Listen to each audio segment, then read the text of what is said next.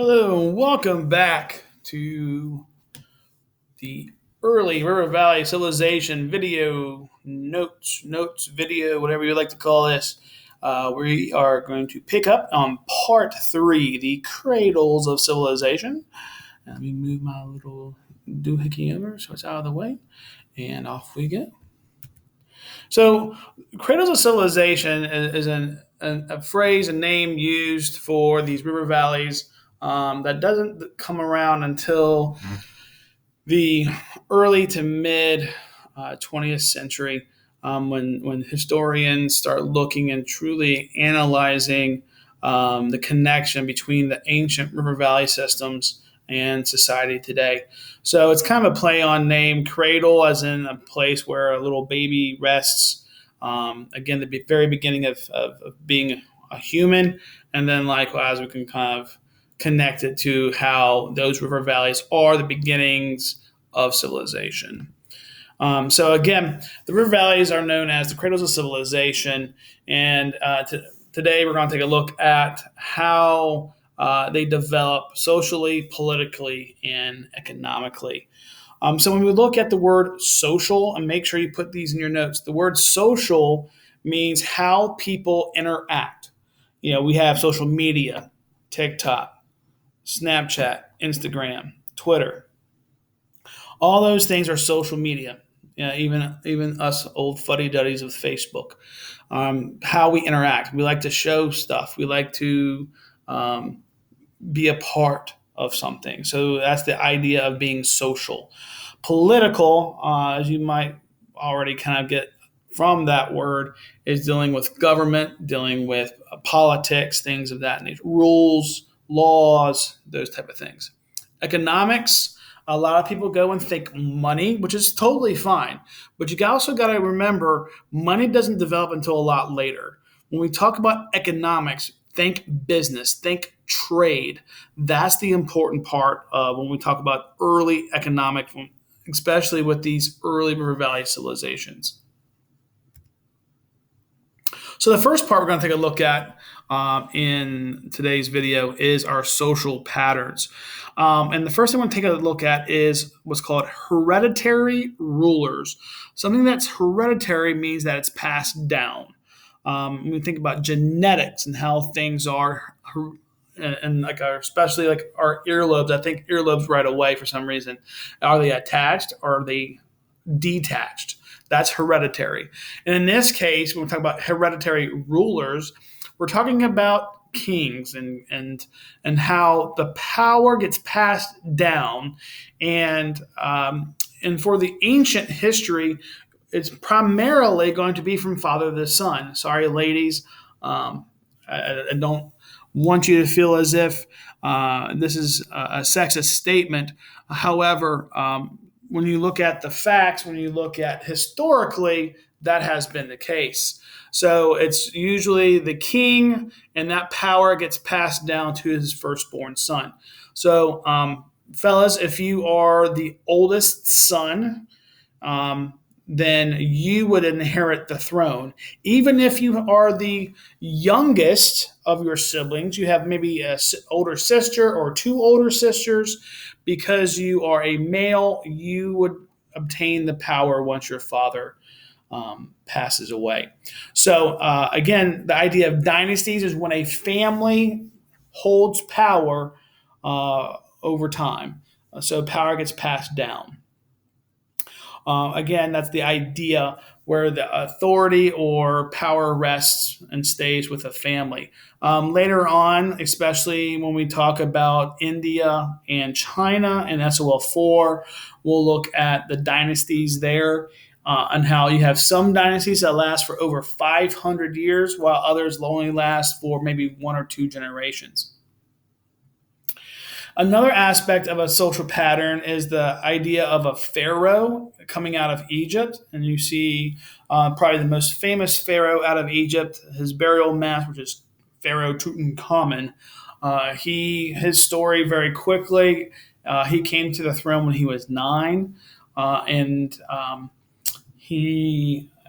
you imagine a 9-year-old ruling a civilization, ruling a country? So, kind of scary and interesting at the same time. But ice cream for everybody, something like that, whatever. But when we look at the pharaoh is actually seen as almost like what's called a god king.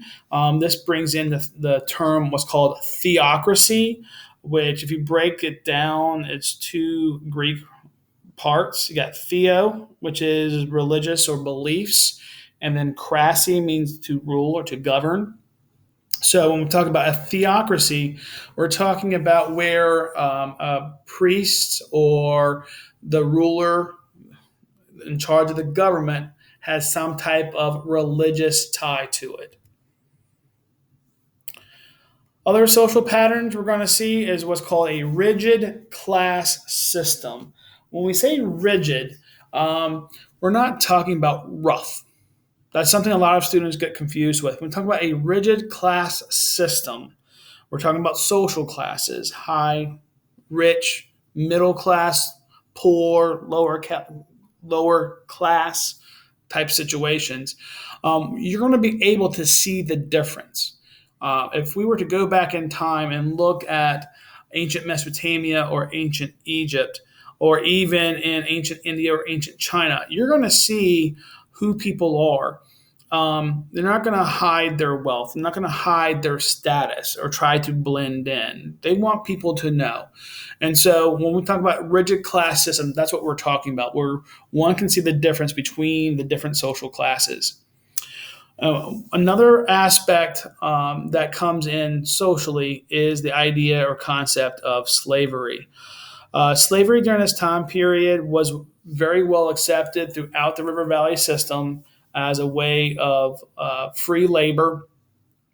Now, this type of slavery was not based upon race or skin color. It was based primarily on whether it was what's called debt slavery, a way that you can financially get your way out of being in the hole, that you owe somebody money, or if you were captured in battle, or what's called a POW, prisoner of war, you were could be sold into slavery as well. So we're going to move on to the political patterns that develop. And when we talk about the world's first state, the idea of state means formal government, drawing borders. Not necessarily like a state of Virginia, but a ruling type of government over a group of people. The smallest that we will look at is one of your vocab words, that is city-state. And again, that's the city that rules the area around it. So, for instance, when we talk about, Amelia Courthouse.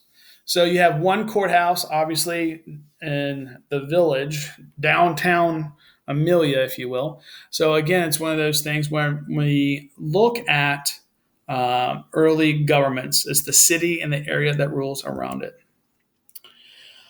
So then the next step up would be a kingdom, and a kingdom is ruled by one individual. That's usually a king, go figure.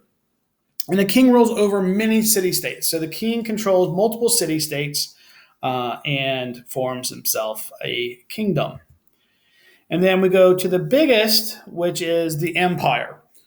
Not Darth Vader, but pretty close, similar idea. You have one ruler, the emperor, who controls multiple kingdoms. So again, if you think about it, it kind of makes sense how it goes from one, the smallest, to the largest.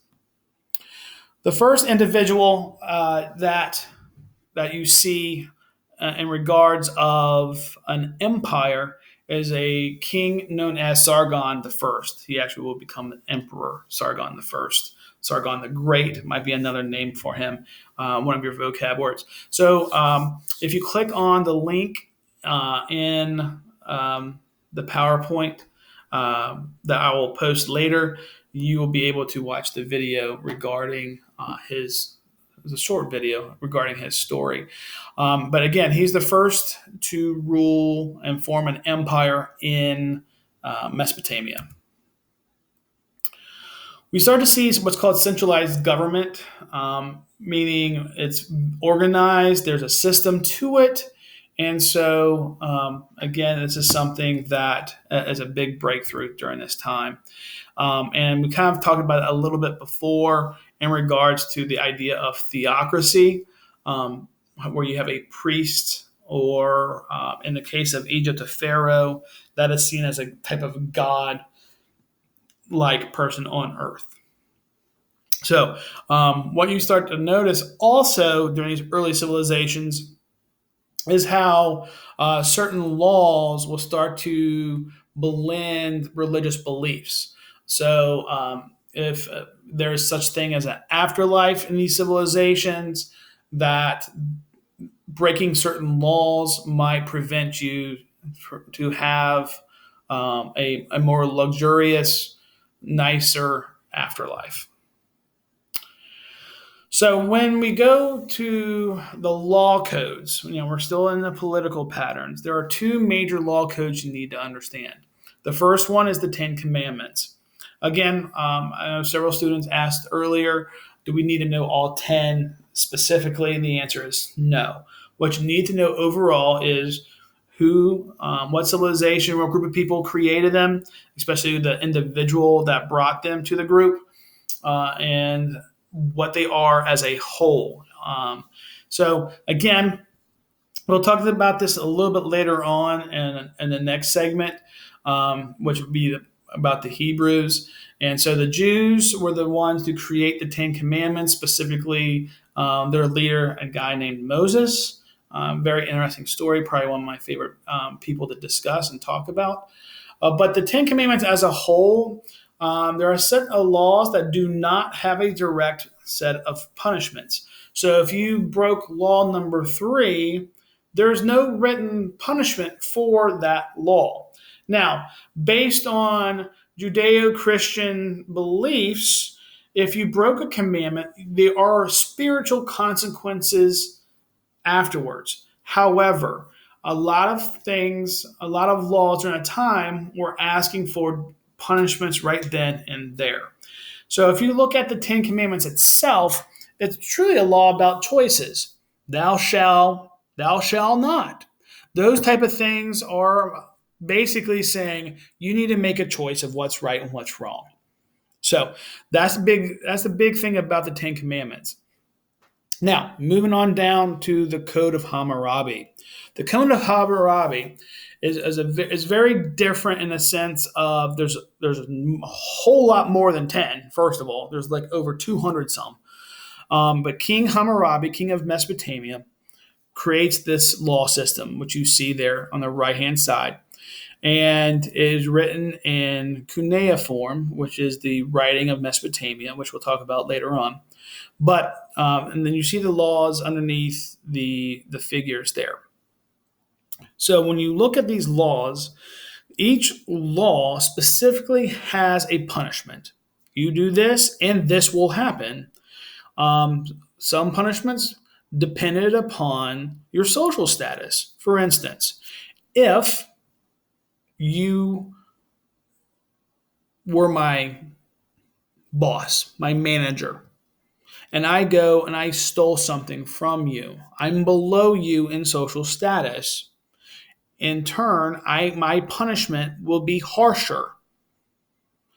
If another manager did something, broke the law against you, being another manager, that is an equal status, the punishment is less than what I had to have done. So, hopefully that makes sense. Again, the Code of Hammurabi, very harsh punishments. This is where we get the concept of, make sure you write this down, eye for an eye, tooth for a tooth.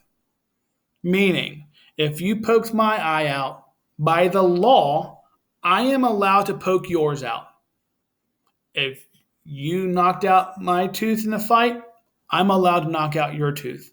That's the law of Code of Hammurabi. So, very different than the Ten Commandments.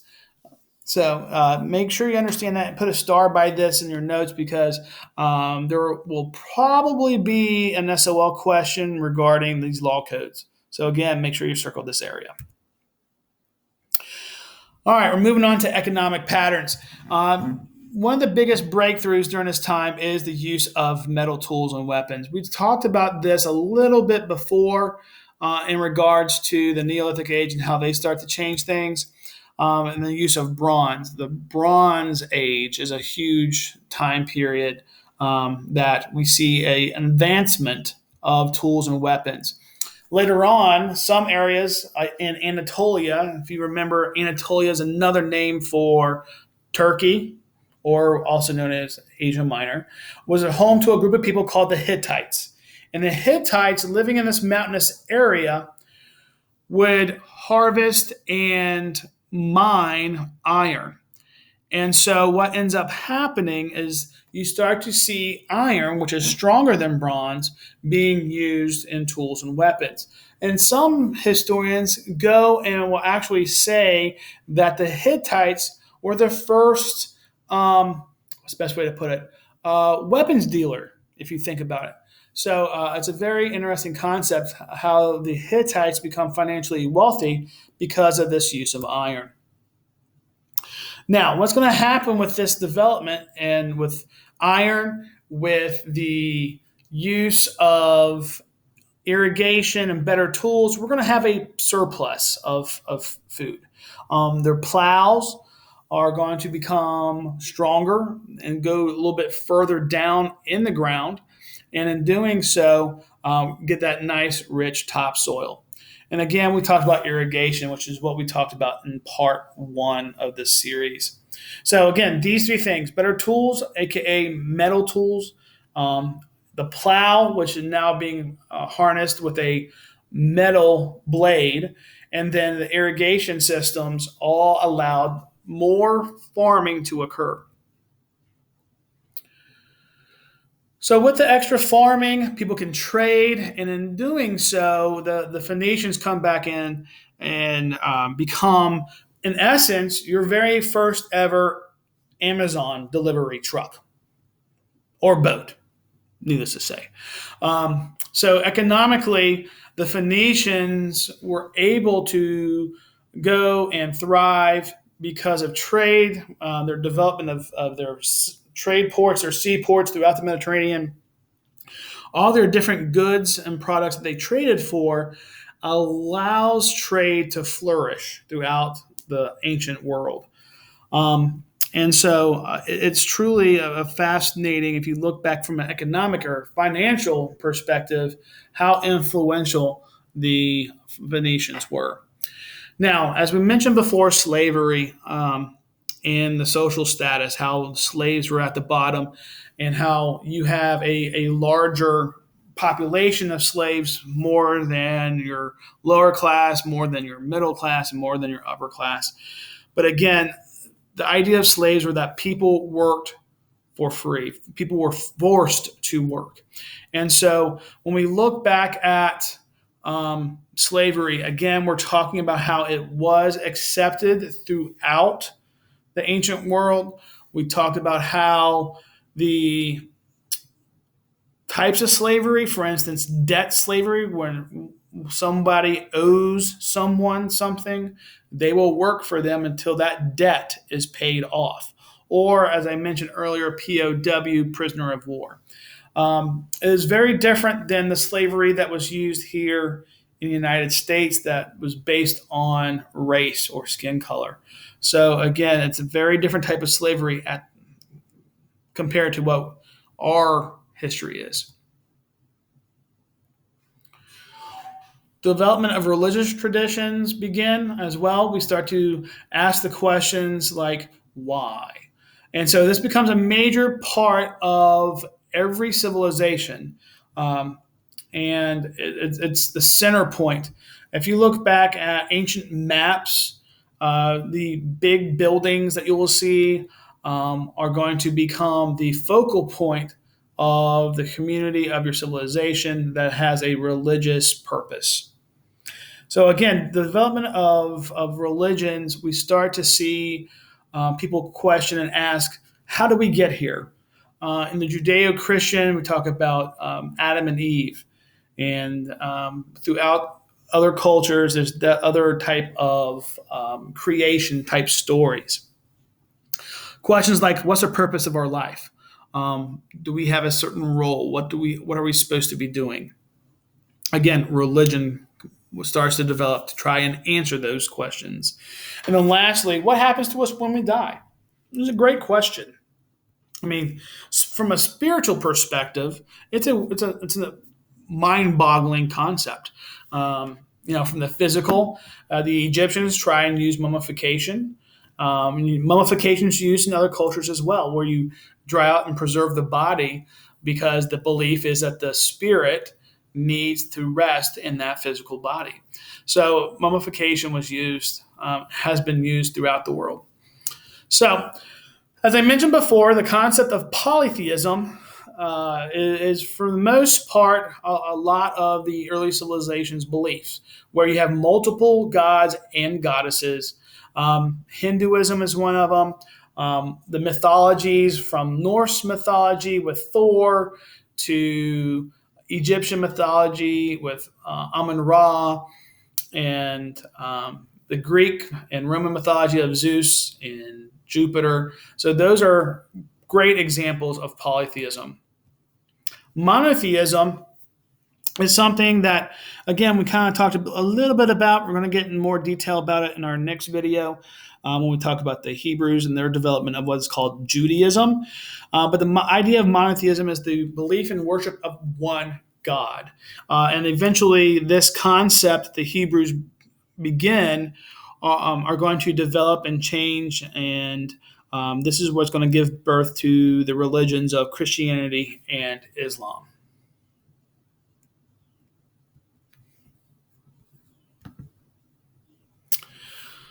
So we have a couple structures that you need to make sure you know, and I believe I try and have an image of these in your notes.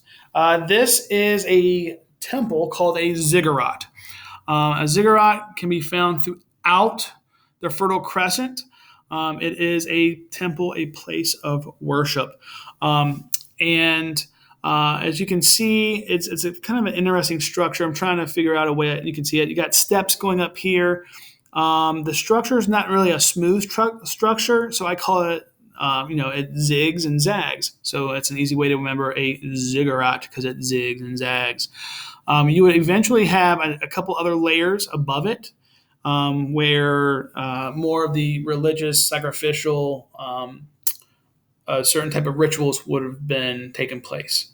So again, this is the ziggurat found throughout the Fertile Crescent, Mesopotamia, Sumer area. And of course, the ever so famous Great Pyramids of Giza. The pyramids themselves are not a temple. I'm going to say it one more time. The pyramids are not a temple. The pyramids are a tomb. They're basically a big, huge gravesite, is what it is. If you think about the pyramids, and you can kind of say they're actually a huge tombstone. Hey, look, I've got money. I am buried here with a bunch of stuff that I will never use because I'm dead, says the pharaoh and his royal family. So again, this idea of mummification, and you see this awesome looking mummy here. All right, looking for my mummy. There he is. But again, the idea of the pyramids are the tombs for the wealthy. So your pyramids are only for the extremely wealthy. Not everybody had their own pyramid. Primarily, it's going to be for your royal family. Eventually, the pyramids go away because of the grave robbing and the stealing of goods. You will eventually go and I'll get my words right. The bodies of kings later on in the middle and new kingdoms of Egypt will be placed in temples that are hidden underground, not necessarily big, huge pyramid-like structures. And that will end. And next time we will pick up on part 4, which will encompass the concepts and ideas and beliefs about Judaism. So until next time, be safe. Thank you for following along and paying attention, and I'll talk to you later.